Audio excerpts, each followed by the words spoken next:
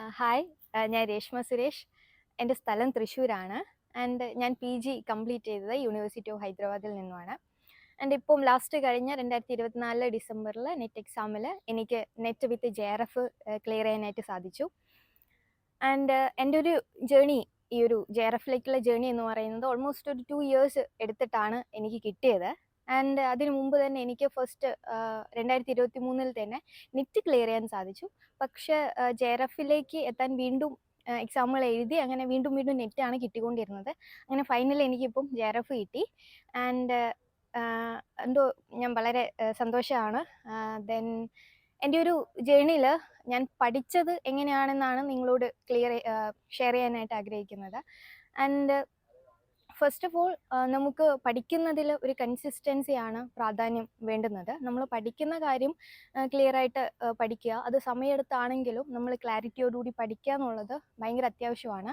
And നമുക്ക് തന്നെ ഒരു കോൺഫിഡൻസ് ഉണ്ടാവണം, നമുക്കത് നേടിയെടുക്കാൻ പറ്റും. അല്ലെങ്കിൽ നമ്മൾ പഠിച്ചതിൽ എന്താണോ പഠിച്ചത് അതിലൊരു കോൺഫിഡൻസ് ഉണ്ടായിരിക്കണം. ഈ ഒരു ഏരിയയിൽ നിന്ന് ക്വസ്റ്റ്യൻ വന്നാൽ നമുക്ക് ആൻസർ ചെയ്യാൻ പറ്റും എന്നുള്ളൊരു കോൺഫിഡൻസ് ഉണ്ടാവണം. ദെൻ നമ്മൾ ആദ്യം ചെയ്യേണ്ടുന്നൊരു കാര്യം എന്ന് പറയുന്നത്, നമുക്ക് ഹിസ്റ്ററിയിൽ പഠിക്കുമ്പോൾ നമുക്ക് ബേസിക്സും പഠിക്കാം, അഡ്വാൻസ്ഡ് ആയിട്ടും പഠിക്കാം. അപ്പം നെറ്റിന് ഇത് രണ്ടും ഒരുപോലെ വേണ്ടുന്ന, അത്യാവശ്യം വേണ്ടുന്ന കാര്യങ്ങളാണ്. നമ്മൾ ഫസ്റ്റ് അഡ്വാൻസിലേക്കല്ല ആദ്യം ചാടിക്കയറേണ്ടത്. ബേസിക്സ് അതിന് ക്ലാരിറ്റി ഉണ്ടാക്കിയെടുക്കുക. എങ്ങനെയാണ് ഓരോ ഫാക്ട്സും അതുപോലെ തന്നെ ക്രൊണോളജി ബേസിലും കാര്യങ്ങൾ നടന്നിട്ടുള്ളത് എങ്ങനെയാണ് എന്നുള്ളത് നമ്മൾ കൃത്യമായിട്ട് പഠിക്കുക.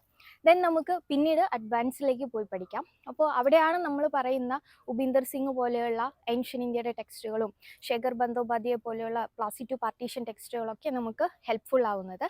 അതിനു മുമ്പ് ബേസിക്സ് പഠിക്കാൻ വേണ്ടിയിട്ട് നമ്മൾ NCERT പോലെയുള്ള ടെക്സ്റ്റുകളൊക്കെ വായിച്ച് ഒരു ക്ലാരിറ്റി ഉണ്ടാക്കിയെടുക്കുക എന്നുള്ളതാണ് ഏറ്റവും അത്യാവശ്യമായിട്ട് വേണ്ടുന്നത്. പിന്നെ രണ്ടാമതായിട്ട് നമ്മൾ ചെയ്യേണ്ടുന്നത് PYQs, അതായത് പ്രീവിയസ് ഇയർ ക്വസ്റ്റ്യൻ പേപ്പേഴ്സ് പരമാവധി നമ്മൾ ആൻസർ ചെയ്യാൻ ശ്രമിക്കുക. അത് സമയമെടുത്താണെങ്കിലും നമ്മൾ കറക്റ്റ് അത് ആൻസർ ചെയ്യാനായിട്ട് ശ്രമിക്കുകയാണെങ്കിൽ അത് വളരെ ഹെൽപ്ഫുൾ ആയിരിക്കും. ആൻഡ് എനിക്ക് ഈ ഒരു എക്സാമിൽ PYQs ചെയ്തതുകൊണ്ട് വളരെയധികം ഹെൽപ്ഫുൾ ആയിരുന്നു. അതുകൊണ്ട് തന്നെ ഞാൻ കോൺഫിഡൻസോടുകൂടി പറയുകയാണ്, PYQs ചെയ്യാൻ പറ്റിക്കഴിഞ്ഞാൽ നിങ്ങൾ സമയമെടുത്ത് PYQs ചെയ്യുക. അത് വളരെ അനലൈസ് ചെയ്തുകൊണ്ട് ചെയ്യുക. ജസ്റ്റ് നമ്മൾ ക്വസ്റ്റ്യൻ ആൻഡ് ആൻസർ കണ്ടുപിടിക്കുക മാത്രമല്ല PYQ ചെയ്തു പഠിക്കുക എന്നുള്ളതിൻ്റെ ഉദ്ദേശം. നമ്മൾ ഓരോ ക്വസ്റ്റ്യൻസിൻ്റെയും ഓപ്ഷൻസ് കൂടി പഠിക്കുക. ഓപ്ഷൻസ് അടുത്ത തവണ നമുക്ക് അടുത്തൊരു ക്വസ്റ്റ്യനായിട്ട് വരാം. അപ്പോൾ നമ്മൾ ഓപ്ഷൻസ് ഒക്കെ എങ്ങനെയാണ് റിലേറ്റഡ് ആയിട്ട് വരുന്നത് ക്വസ്റ്റ്യനുമായിട്ട് എന്നൊക്കെ കൃത്യമായിട്ട് അറിഞ്ഞു വയ്ക്കുക. ആൻഡ് ഈ റിലേറ്റഡ് എന്ന് പറയുന്ന ഒരു കാര്യം, അതായത് നമ്മൾ എന്ത് പഠിച്ചാലും നമുക്കത് റിലേറ്റ് ചെയ്ത് ആൻസർ ചെയ്യാനായിട്ട് പറ്റണം. ചിലപ്പോൾ നമ്മൾ ക്വസ്റ്റ്യൻ കാണുമ്പോൾ ചിലപ്പോൾ ജസ്റ്റ് ഒന്ന് നമ്മൾ പാനിക്കാവും, അയ്യോ ഇത് ഞാൻ പഠിച്ച ഏരിയ അല്ലല്ലോ എന്ന് തോന്നിപ്പോവും. പക്ഷെ നമുക്ക് അതുമായിട്ടൊരു കണക്ഷൻ ഉണ്ടാക്കിയെടുക്കാൻ പറ്റും. റിലേറ്റഡ് ആയിട്ട് നമുക്ക് ഒരു റിലേഷൻ കണ്ടെത്തി നമുക്ക് ഉത്തരത്തിലേക്ക് വരാൻ പറ്റും. പിന്നെ ഏറ്റവും അടുത്തൊരു ഇമ്പോർട്ടൻ്റ് ആയിട്ടുള്ള ഒരു കാര്യം, നമ്മൾ എക്സാമിന് എന്താണോ എക്സാമിനേഴ്സ് അല്ലെങ്കിൽ ആ ഒരു ക്വസ്റ്റ്യൻ പേപ്പറിൽ അവരുടെ പാറ്റേൺ എന്താണോ ഡിമാൻഡ് ചെയ്യുന്നത്, ആ ഒരു ട്രിക്ക് നമുക്ക് മനസ്സിലാക്കാൻ ശ്രമിക്കണം എന്നുള്ളത് കൂടിയാണ്.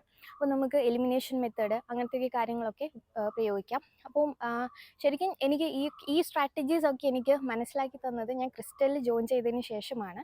അപ്പോൾ ഇപ്പോൾ സെൽഫ് സ്റ്റഡി നടത്തുന്നവരായാലും പരമാവധി ടെസ്റ്റ് സീരീസ് ഒക്കെ എടുത്ത് പരിശീലിക്കാനൊക്കെ ആയിട്ട് ശ്രമിക്കുക. നമുക്ക് PYQ ചെയ്യുന്നത് പോലെ തന്നെ ചെയ്യാവുന്ന ഒരു കാര്യമാണ്.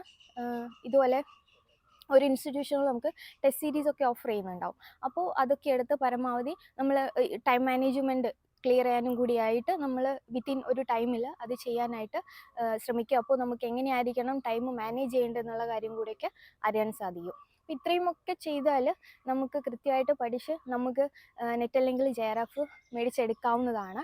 ആൻഡ് കോൺഫിഡൻസോടു കൂടി ഇരിക്കുക, പഠിച്ച കാര്യത്തിൽ വിശ്വാസം ഉണ്ടായിരിക്കുക. ഇത് തന്നെയാണ് ഏറ്റവും പ്രധാനപ്പെട്ട വേണ്ടുന്നത്. ആൻഡ് ഈ പറഞ്ഞ കാര്യങ്ങളും കൂടിയും ചെയ്യുക.